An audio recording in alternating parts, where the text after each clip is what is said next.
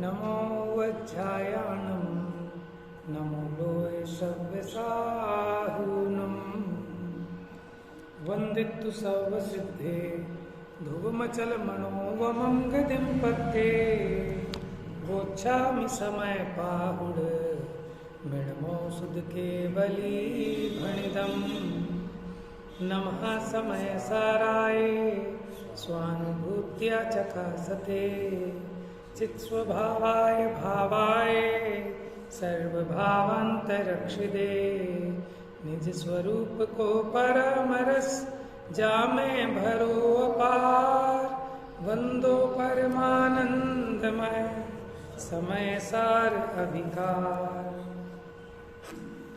इधर होकर बैठ बेटा, इधर बैठ। निकाली गाथा।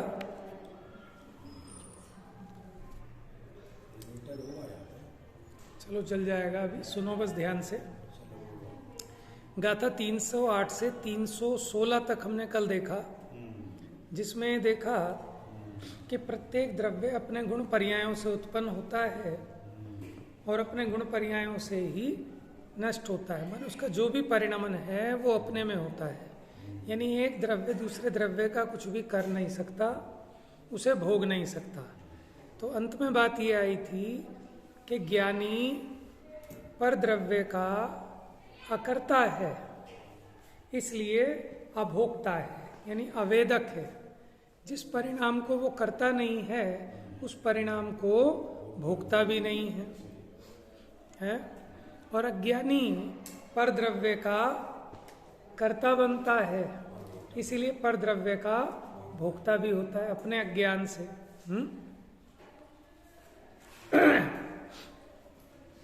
फिर कल अंतर में प्रश्न किया था कि मैं गोरा हूं, मैं काला हूं, है?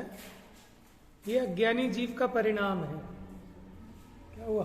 लाइट तो चली गई। ये किसके हैं? ये है हमारे। एक दे दे बस। चलिए देखिए गाथा देखिए। मोबाइल होगा नहीं, मैं पढ़ता हूं, आप सुनना।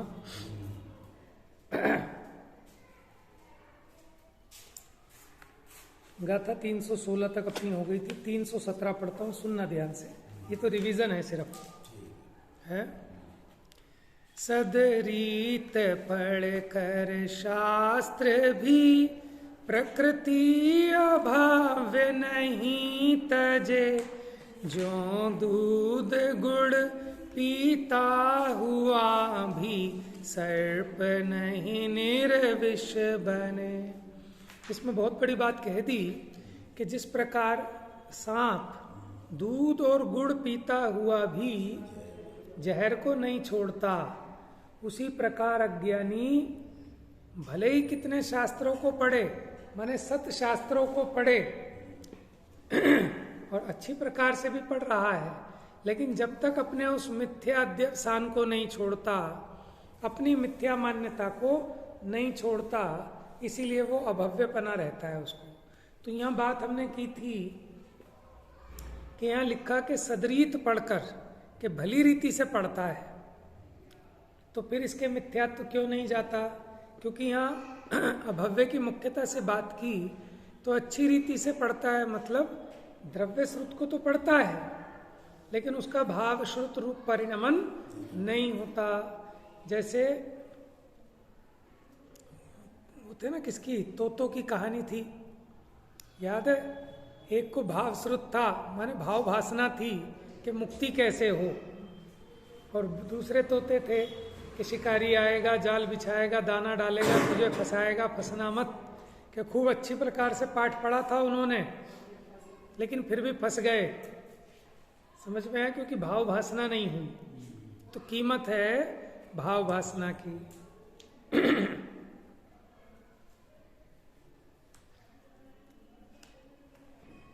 तो यानी यही सिद्ध किया कि अज्ञानी कर्म फल का भोगता है, वो कर्म फल का वेदन नहीं छोड़ता, भले ही उसे कितना उसने पढ़ा हो कि मैं कर्म से भिन्न हूं, एक द्रव्य दूसरे द्रव्य का कुछ भी करता नहीं है, लेकिन फिर भी वो कर्म फल का वेदक है अपनी अज्ञानता से। फिर आगे कहा गाथा 318 में, वैराग्य प्राप्त जो ज्ञानी जन है, कर्म फल को जानता, कड़वे मधुर बहु भांति को, इससे अवेदक है कहा। लेकिन जो वैराग्य को प्राप्त है ऐसे ज्ञानी, वो कर्म फल को जानते हैं। जानते हैं मतलब भोगते नहीं है। जानने में और भोगने में अंतर है। यद्यपि भोगने वाला भी जान रहा है, लेकिन वो उसमें तन्मय होकर जानता है। ठीक है ना। अज्ञानी अपने अज्ञान से पर द्रव्य में तन्मय होता है, हो नहीं सकता, लेकिन अपनी मान्यता में तन्मय हुआ है, इसलिए वो पर का भोक्ता होता है, कर्म फल का वेदक है।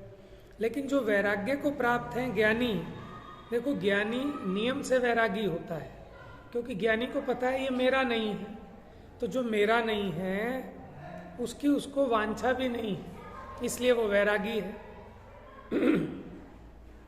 तो वो कड़वे मधुर जो भी कर्म का फल आता है, शुभ आए अशुभ आए, उसका मात्र ज्ञाता है, अवेदक है, भोक्ता नहीं है।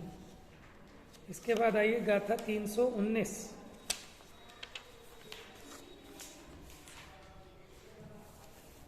करता नहीं वेदता, ज्ञानी कर्म बहु भांति को, बस जानता ये बंध त्यों ही, कर्म फल शुभ अशुभ को। तो ज्ञानी की बात चल रही है कि ज्ञानी ना तो करता है ना भोगता है। क्या करता है फिर? मात्र जानता है। किसको?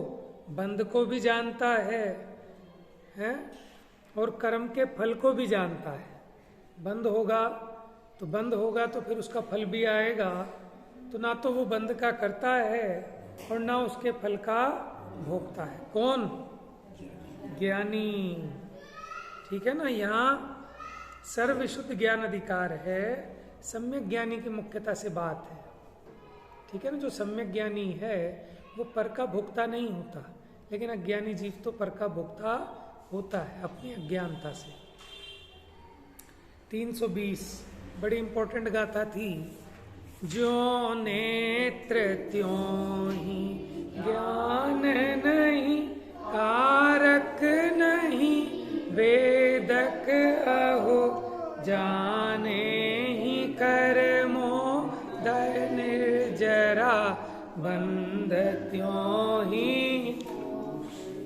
नेत्रों का उदाहरण देकर ज्ञान को समझाया है। जैसे नेत्र दूर रहकर मात्र जानते हैं, उसको करते भी नहीं और वेदन भी नहीं करते, उसी प्रकार हमारा ज्ञान पर पदार्थ को मात्र जानता तो है, लेकिन ना तो करता है और ना ही भोगता है।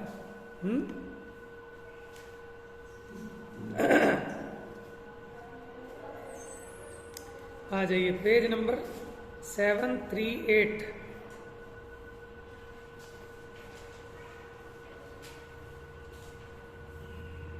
तो नेत्र का उदाहरण इसलिए दिया कि नेत्र दूर रहकर जानते हैं, ऐसे ही ज्ञान पर पदार्थों से भिन्न रहकर पर पदार्थों को जानता है। इसका एक भावार्थ जरूर पढ़ेंगे एक बार। 738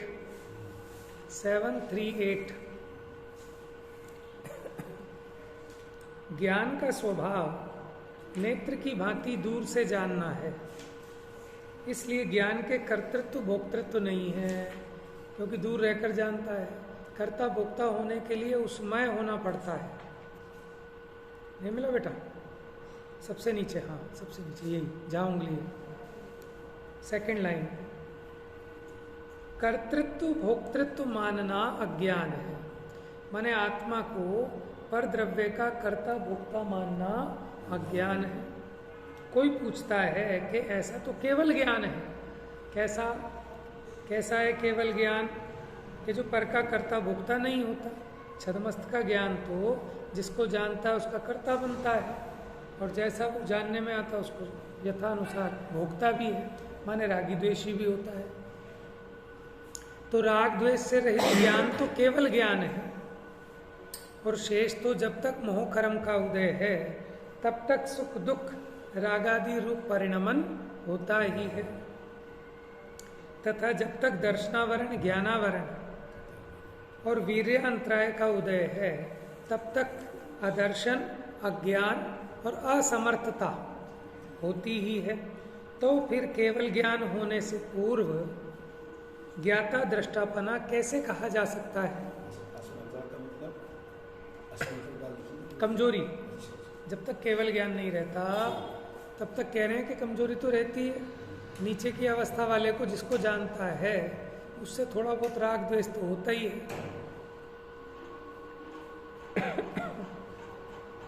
तो यहाँ समाधान दिया कि जो स्वतंत्रतया कर्ता भोगता है, क्या कह रहे हैं? जो स्वतंत्रतया कर्ता भोगता, माने किसी की दबाव में नहीं, वास्तव में तो वही कर्ता भोक्ता कहलाता है। इसलिए जहाँ मिथ्या दृष्टि रूप अज्ञान का अभाव हुआ वहाँ पर द्रव्य के स्वामित्व का अभाव हुआ। सेकंड पेज पे, नेक्स्ट पेज पे आना, ऊपर, सबसे ऊपर। तो जहाँ अज्ञान मिट गया, मिथ्यात्व मिट गया, तो वहाँ अपने को पर का स्वामी नहीं मानता। जब अपने को पर का स्वामी नहीं मानता तो अब ये स्वतंत्र है ज्ञानी। तब जीव ज्ञानी होता हुआ स्वतंत्रतया किसी का कर्ता भोक्ता नहीं होता, माने बुद्धि पूर्वक अभिप्राय पूर्वक पर द्रव्य का कर्ता भोक्ता नहीं होता। हाँ, कर्म के उदय वशात, चारित्र मोहनीय कर्म के उदय में है ना, चारित्र मोहनीय कर्म के निमित्त में और अपने पुरुषार्थ की कमजोरी से, अपनी निर्बलता से, कर्म के उदय की बलवत्ता से जो कार्य होता है वह परमार्थ दृष्टि से उसका कर्ता नहीं है। माने इसके तो करने की भावना और अभिप्राय नहीं है, लेकिन फिर भी कर्म का उदय का निमित्त होकर और स्वयं की कमजोरी से जो काम हो रहा है, वास्तव में इसका कर्ता भोक्तापना इसको नहीं है। श्रद्धा की अपेक्षा बात है, बाकी जितना राग द्वेष रूप परिणमित होता है उतना दुखी सुखी भी होता है, उतना कर्म का आश्रव बंद भी है, और उस कार्य के निमित्त से नवीन कर्मरज लगती भी है तो उसे यहाँ बंद में नहीं गिना जाता।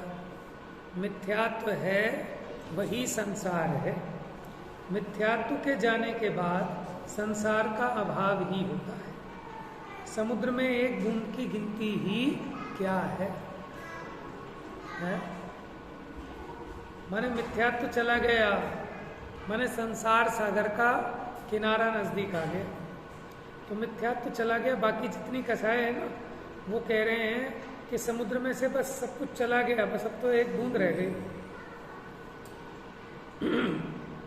और इतना विशेष, केवल ज्ञानी तो साक्षात शुद्धात्म स्वरूप है। वो तो प्रगटपने, प्रत्यक्ष ज्ञाता दृष्टापना प्रकट हुआ। और श्रुत ज्ञानी भी शुद्ध नय के अवलंबन से आत्मा को ऐसा ही अनुभव करते हैं। माने जो छद्मस्त हैं, जिनको केवल ज्ञान नहीं हुआ, ऐसे जो शुद्ध ज्ञानी हैं वो शुद्ध नय के आलंबन से, प्रत्यक्ष तो नहीं है, लेकिन जो शुद्ध नय की दृष्टि से आत्मा को देखते हैं तो आत्मा को भी साक्षात शुद्ध ज्ञाता दृष्टा अनुभव करते हैं। अंतर तो प्रत्यक्ष और परोक्ष का ही भेद है बस, कि उनको प्रत्यक्ष है और यहाँ शुद्ध नय के आलंबन से परोक्ष। इसलिए श्रुत ज्ञानी को ज्ञान श्रद्धान की अपेक्षा से ज्ञाता दृष्टापना ही है। क्या कह रहे हैं कि भले ही अभी केवल ज्ञान नहीं हुआ, लेकिन मान्यता इसकी पक्की हो गई कि मेरा स्वभाव भी ऐसा है जैसा भगवान का प्रकट हुआ है।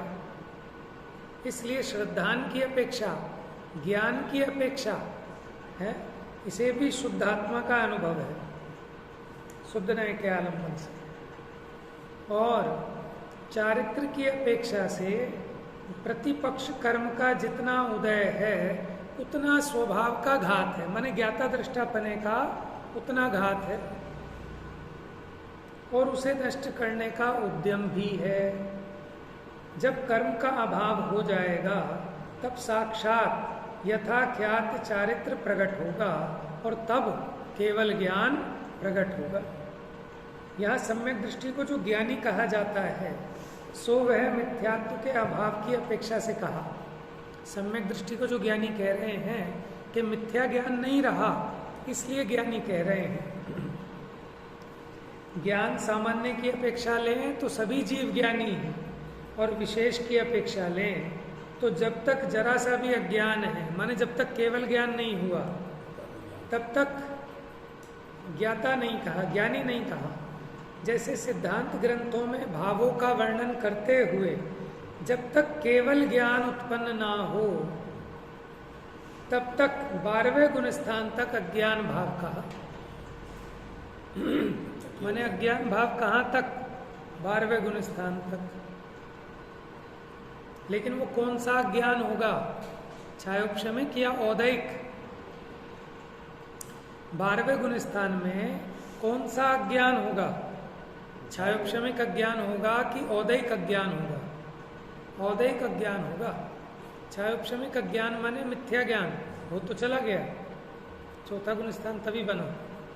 12वें गुण स्थान में वो विपरीत ज्ञान, मिथ्या ज्ञान वाला ज्ञान तो नहीं है, लेकिन केवल ज्ञान नहीं हुआ, इस अपेक्षा अज्ञान का। इसलिए यहाँ जो ज्ञानी अज्ञानीपना कहा है वो सम्यक्त्व मिथ्यात्व की अपेक्षा से समझना। अब जो जैन साधु भी सर्वथा एकांत के आशय से आत्मा को कर्ता मानते हैं, माने सर्वथा एकांत से जो आत्मा को कर्ता मानते हैं, भले वो जैन साधु क्यों ना हो, वो भी मुक्ति की प्राप्ति नहीं करते, भले ही मुमुक्षु हो, लेकिन जो आत्मा को एकांत पर का कर्ता भोक्ता मानते हैं उनकी भी अन्य लौकिक जनों की भांति मुक्ति नहीं होती। गाथा देखे 321 से 323, बस 5-10 मिनट में लेके पूरा करें। Page number 744। कुछ याद आ रहा है कि हम पढ़ चुके हैं ये चीजें? आ रही हैं? नहीं आ रही? देखो, ज्यों लोक माने देवनार आदि जीव विष्णु करे, त्यों श्रमण भी माने कभी।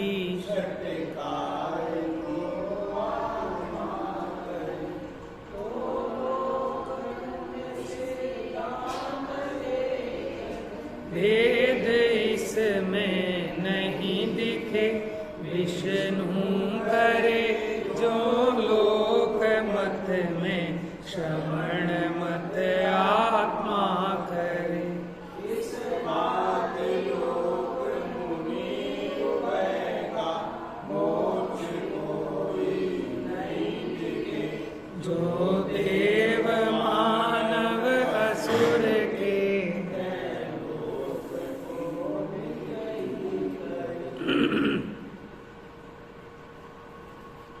समझ में आया? समझा ही नहीं? समझ के पढ़ना है। जैसे लोक में जगत क्या मानता है कि देव नारकी इन सबको कौन करता है? विष्णु। ऐसे ही अगर श्रवण भी, जैन श्रवण भी अगर ये माने कि मैं षटकाय के जीवों की रक्षा करता हूँ, है ना, मुनि ये माने कि मैं 6 काय के जीवों की दया करता हूँ, मैं 6 काय के जीवों को बचाता हूँ। तो जैसे लोक का सिद्धांत है ऐसे मुनि का सिद्धांत हुआ। जैसे जगत विष्णु को कर्ता मानता है, ऐसे इस मुनि ने पर द्रव्य का स्वयं को कर्ता माना। तो फिर तो ये दोनों के दोनों एक हो गए। जैसे विष्णु करे जगत में, ऐसे लोक माने श्रवण मत में कि मैं करता हूँ। वो तो भगवान को कर्ता मानते हैं, इसने खुद को कर्ता मान लिया पर द्रव्य का। इस प्रकार जैसे लोक का ऐसा जो मानता है जगत उसका मोक्ष नहीं होता, उसी प्रकार उस साधु का भी, मुनि का भी, जिसकी ऐसी मान्यता है कि आत्मा पर द्रव्य का कुछ कर सकता है, षटकाय के जीवों की रक्षा कर सकता है, ऐसा जिसने माना उसकी भी मुक्ति होने वाली नहीं। तो प्रश्न है, मुनिराज षटकाय के जीवों को बचाते हैं कि नहीं? षटकाय जीवन हननते सब विधि धर्म हिंसाटरी, इंसान भावित। अब समझो कि अपने भीतर में वो मोह राग द्वेष उत्पन्न नहीं करते, इसको मारने का परिणाम नहीं आता तो बाहर में जीव की दया पलती है। उपचार से कहते हैं कि इन्होंने जीवों को बचाया, वो तो अपने आयु कर्म से बचता है और आयु कर्म नष्ट हो जाए तो मरता है ना। माने ऐसा तीव्र राग नहीं है कि जीवों को मारकर अपना प्रयोजन साधें, चलें, आहार लें। तो जितना अभी राग है उसमें यथासंभव जीवों को बचाने का उनको राग आता है, लेकिन अभिप्राय में समझते हैं कि मैं किसी पर द्रव्य को बचा नहीं सकता, मार भी नहीं सकता।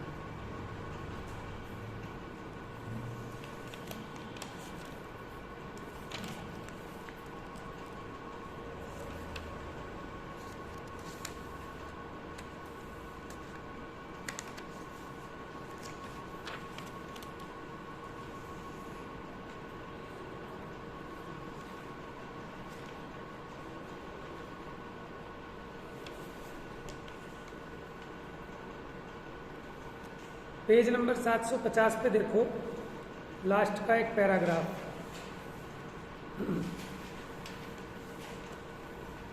कुछ और स्पष्टीकरण।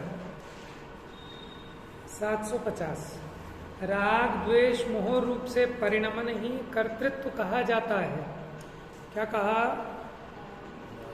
वास्तव में कुछ और नहीं करता आत्मा, सिर्फ राग ही तो करता है ना। जैसे मैं बोल रहा हूं या बोलने का राग कर रहा हूं, समझ में आया ना। तो ये जो जीव का राग द्वेष मोह रूप परिणमन है, वास्तव में तो यही कर्तृत्व है। अब उन्होंने परजीवों को बचाया या उनको बचाने का राग किया, परद्रव्य को मारा या मारने रूप जो द्वेष भाव है वो द्वेष भाव किया। बताओ कि जीव की मर्यादा बस अपने भावों तक है, ठीक है ना। राग द्वेष कर सकता है, भला कर दूं बुरा कर दूं ऐसा सोच सकता है, लेकिन भला बुरा कर नहीं सकता।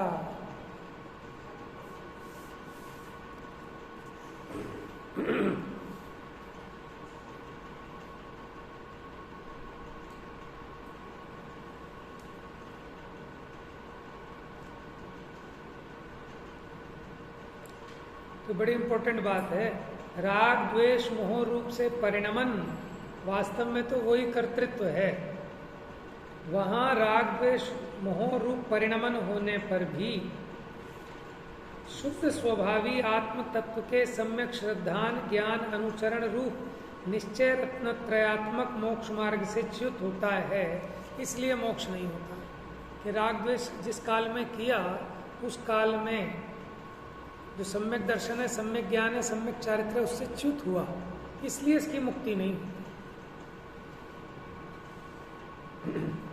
फिर आगे जो व्यवहार न्याय के कथन को ग्रहण करके ये कहते हैं, देखो व्यवहार से कहते हैं मेरा मकान है, मेरी दुकान है, लेकिन जो परमार्थ से ऐसा मान बैठते हैं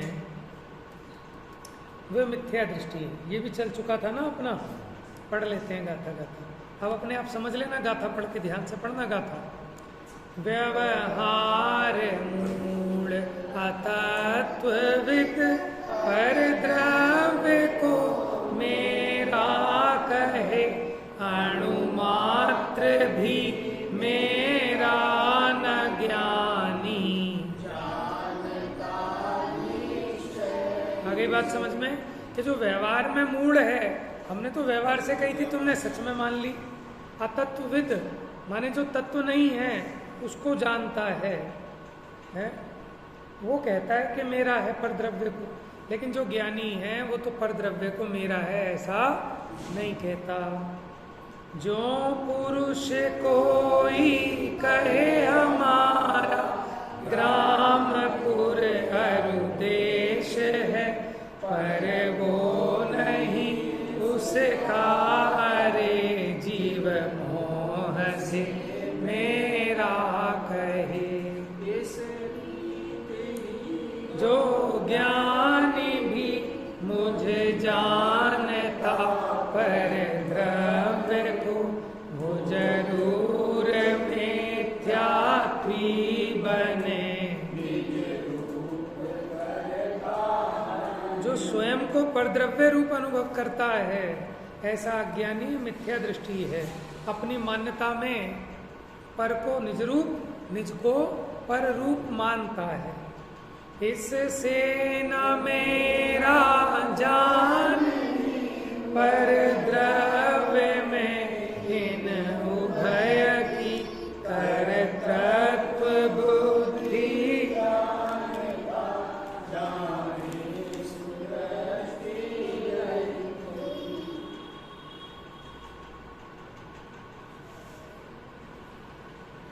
तो यहाँ अंत में कहा इसलिए न मेरा जान जीव पर द्रव्य में कि ये मेरा नहीं है ऐसा नहीं जानता, इसलिए इन उभय की, उभय मैंने इन दोनों की। कौन दोनों? जो लोक मत है और जो श्रवण मत है, कि जो लोक ऐसा मानता है कि विष्णु करते हैं माने भगवान करते हैं जगत का, और श्रवण माने कोई भले मुनि बन गया लेकिन ये मानता है कि मैं जीवों को बचाता हूँ। दोनों ने अपने को परद्रव्य का कर्ता माना और ये नहीं जाना कि ये परद्रव्य मेरा नहीं है। तो उसकी जो कर्तृत्व बुद्धि जानता है, जाने सुदृष्टि रहित, इससे पता चलता है कि वो सम्यक दर्शन से रहित हैं। भावार्थ देख लो अगले पेज पे सबसे नीचे। जो व्यवहार से मोही होकर परद्रव्य के कर्तृत्व को मानते हैं, माने मैं परद्रव्य को कर सकता हूँ अथवा परद्रव्य मुझे कर सकता है, वे लौकिक जन हो या मुनि जन हो, मिथ्या दृष्टि है। देखो कोई न्याय में कोई भेदभाव नहीं होता कि अपना है कि पराया है, कि भले वो मुनि क्यों ना हो, अगर वो परद्रव्य का कर्तृत्व मानता है तो वो मिथ्या दृष्टि है। यदि ज्ञानी भी व्यवहार मूढ़ होकर परद्रव्य को अपना मानता है तो वह मिथ्या दृष्टि हो जाता है कि अभी तो ज्ञानी हो, लेकिन उसकी मान्यता पलट जाए और वो परद्रव्य का अपने को कर्ता अनुभवने लगे तो वो भी मिथ्या दृष्टि हो जाता है, अज्ञानी हो जाता है। अब शेष चर्चा इसकी कल करेंगे। रिवीजन अपनी पूरी हो गई, अब आगे विषय चलेगा। तो ये अपना कितनी गाथाओं तक हो गया? 327 तक, 317 से 327 तक आज हो गया। मिथ्यातम नाश वे को ज्ञान के प्रकाश वे को, स्वयं द्रव्य जान वे को बंध विधि,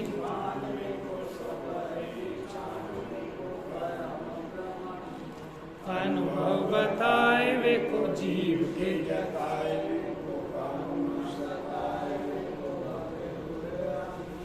जहाँ कहाँ कार वे को पार थे।